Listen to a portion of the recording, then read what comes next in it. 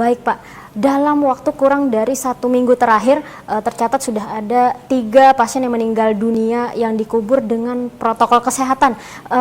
Apakah kira-kira mungkin dari ketiga kasus tersebut yang berkaitan dengan Tabalong bisa dikonfirmasi seperti apa Pak mungkin? Baik, jadi saya memahami ya, mungkin ini untuk yang pertama kalinya di seluruh wilayah Kabupaten Tabalong ada penguburan dengan metode atau protokol COVID-19 yang mana petugasnya menggunakan baju hazmat sebagainya.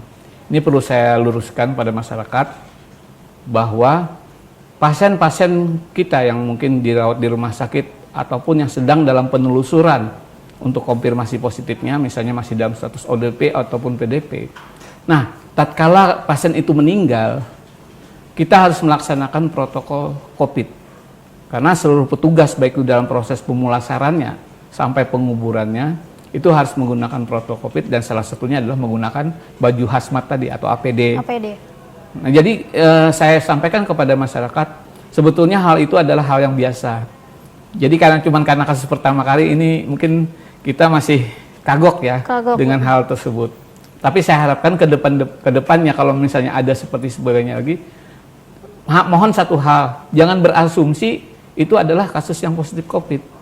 Sekali lagi saya jelaskan, positif hanya akan kita umumkan secara resmi dan itu melalui hasil pemeriksaan swab atau PCR yang kita lakukan.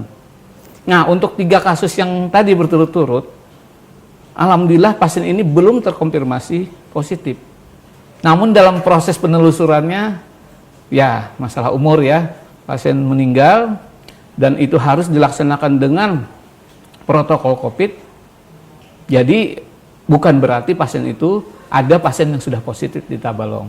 Ini saya terangkan. Sebetulnya hal ini biasa di tempat lain juga seperti itu. Artinya mengantisipasi ya. Pak ya? Seperti asumsinya begini. Kami dalam melakukan beberapa proses tracking ataupun screening, baik itu melakukan swab, baik itu melakukan rapid test, kita lihat petugas juga pakai APD. APD berupa hazmat. Nah, apalagi dalam proses penguburannya. Jadi kenapa? Karena kan pasien belum terkonfirmasi positif. Betul.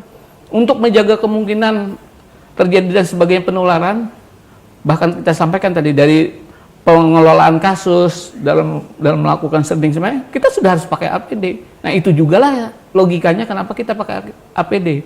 Cuman mungkin karena ini belum hal yang biasa terlihat di tempat kita, sehingga saya memaklumi ada sedikit keresahan di masyarakat yang katanya Tabalong zona hijau kok ada orang mati dikubur dengan protokol kesehatan.